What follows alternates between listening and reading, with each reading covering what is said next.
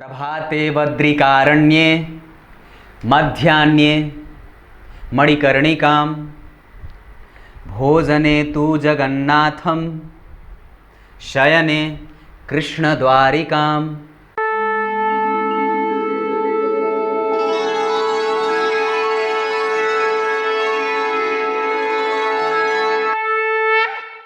प्रिय दर्शकों नमस्कार, एक बार फिर से उपस्थित हूँ आप सबके सामने।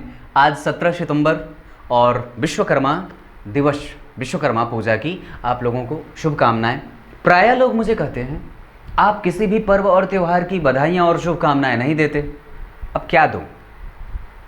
त्यौहार तो हमारे यहाँ भारतवर्ष और भारतीय पंचांगी पद्धति में प्रत्येक दिन हैं। प्रत्येक दिन, एक दिन भी ऐसा नहीं है जिस दिन कोई तिथि न हो और वार बेहतरीन न हो। कोई भी दिन ऐसा नहीं है। किसी विशेष दिन को हम अगर खुश हो जाएं और बाकी के दिन उदास हो जाएं तो उसका कोई मतलब है क्या? नहीं ना। बस यही बात है। विश्वकर्मा की पूजा तो हमेशा होनी चाहिए और हमारा जन्मदिन तो हमेशा ही होना चाहिए। किसी खास दिन पे क्यों? विचार करिएगा। आइए, लक्ष्मी नहीं महालक्ष्मी योग के साथ उपस्थित हूँ। योग दुर्योग के कार्यक्रम और उसकी कड़ी को आगे बढ़ाते हुए कार्यक्रम के आरंभ में बोले गए श्लोक का अर्थ बोलूँगा, बड़ा अद्भुत है और आनंद आएगा। तो आइए बन के रहिए। मैंने एक कुंडली बनाई है, ये मेष लग्न की कुंडली है।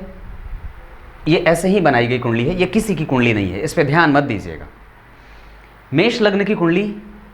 और आज जो महालक्ष्मी योग बनता है वो कैसे बनता है, इस पर अगर चर्चा करते हैं तो इसमें 3 बातें प्रमुखतया शामिल होती हैं।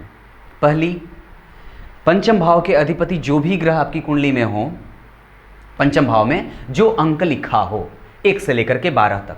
अगर मेष लिखा तो मंगल, वृष लिखा तो शुक्र, 3 नंबर लिखा है तो बुध आपकी कुंडली में देखने होंगे। 4 लिखे होंगे तो चंद्रमा को देख लीजिएगा, 5 लिखे होंगे तो सूर्य को मनाना होगा, 6 अगर होंगे तो बुध फिर से आ जाते हैं और 7 अगर तो शुक्र फिर से, 8 अगर लिखा होगा तो मंगल को देख लेना होगा और 9 लिखा होगा तो देवगुरु बृहस्पति को, 10 और 11 क्रमशः शनि को और 12 में देवगुरु बृहस्पति को। अगर ये स्थितियां बनती हैं यहाँ पे और जन्म कुंडली के 9वें भाव में, अगर ये दोनों स्थितियों में आपकी कुंडली के जो पंचम भाव के अधिपति और जो 9वें भाव के अधिपति बनते हैं वो अगर केंद्र में आते हों, जैसे यहाँ देखिए 5 नंबर लिखा है, 5 नंबर के अधिपति कौन बनते हैं? सूर्य। वो देखिए लग्न में बैठे हैं, मतलब केंद्र में आ गए। 9वें भाव के अधिपति कौन बनते हैं? देवगुरु बृहस्पति। वो देखिए उच्च के हो रहे हैं यहाँ चतुर्थ भाव में, ये भी केंद्र। केंद्र स्थान किसे कहते हैं? लग्न को, चतुर्थ को, सप्तम को और दशम को। ये केंद्र स्थान प्रायः कहे जाते हैं, जो कुंडली के सबसे शुभ स्थान कहे जाते हैं। यहाँ पे कोई भी ग्रह आकर के अपने दुर्गुणों को छिपा बैठता है और अपने दुष्प्रभावों को कम कर देता है। बात समझ में आई? तो यहाँ पे आपको ये देखना है कि जन्म कुंडली के पंचम भाव के अधिपति और 9वें भाव के अधिपति, ये दोनों ही क्रमशः केंद्र में होने चाहिए। जैसे गुरु 9वें भाव के अधिपति होकर के केंद्र में और सूर्य पंचम भाव के अधिपति होकर के केंद्र में। और ये ग्रह दोनों क्रमशः बुध से, शुक्र से या स्वयं गुरु से या फिर चंद्रमा से देखने होने चाहिए। मतलब इन लोगों पे पंचम भाव के अधिपति आपकी कुंडली में कोई भी ग्रह बनता हो, चाहे वो पापक ग्रह ही क्यों ना बनता हो, और 9वें भाव का अधिपति चाहे पापक ग्रह ही क्यों ना बनता हो, अगर ये दोनों केंद्र में आ रहे हों और क्रमशः गुरु, बुध, शुक्र और चंद्रमा से देखे जा रहे होंगे ना, तो ये महालक्ष्मी योग हो जाता है।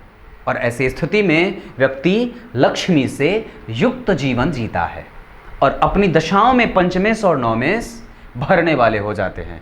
किसी भी शुभ ग्रह की दशा चली तो व्यक्ति को लक्ष्मी का, धन का, प्रतिष्ठा का, सुख का, वैभव का उपकार करने वाला व्यक्ति हो जाता है और लक्ष्मी का कभी भी अनादर नहीं करता है। श्रेष्ठ जगहों पे व्यक्ति खर्च करता है, धार्मिक चीज़ों पे उसके धन ज़्यादा जाते देखे जाते।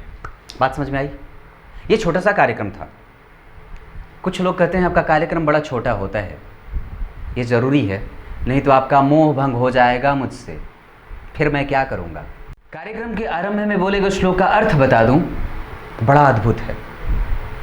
ऐसे तो वो कहीं आते और जाते नहीं हैं, परंतु फिर भी जो भगवान स्वयं वासुदेव कृष्ण हैं वो अपने गरुड़ की सवारी करके प्रातःकाल रहते हैं बद्रिकाश्रम, बद्रीनाथ में, और उसके बाद भोजन करने के लिए जगन्नाथपुरी चले जाते हैं अपने गरुड़ पे बैठ करके। उनका पेट वहीं भरता है। प्रातःकाल के बाद वो जगन्नाथपुरी में आते हैं, और उसके बाद जब मध्याह्न होता है तो वहाँ वाराणसी के मणिकर्णिका घाट पे आ जाते हैं लोगों को तारने के लिए, और फिर सायंकाल में द्वारका चले जाते हैं शयन करने के लिए, और फिर उसके बाद प्रातःकाल फिर बद्रिकाश्रम में। ये उनकी गति चलती रहती है। अब ज़रा विचार करिए कि जो लोग बद्रिकाश्रम में रहते होंगे या गए होंगे, जो लोग जगन्नाथपुरी गए होंगे, जो लोग वाराणसी के गंगा घाटों का दर्शन किए होंगे, और जो द्वारिका में वास करते हैं, वो कितने निकट हैं भगवान के, है ना। कुछ इसी तरीके से आज के कार्यक्रम का समापन करें। तब तक के लिए इजाज़त दीजिए। कल एक बार फिर से उपस्थित होंगे आप सबके सामने जन्म कुंडली के अध्ययन के साथ। तब तक के लिए बहुत बहुत नमस्कार।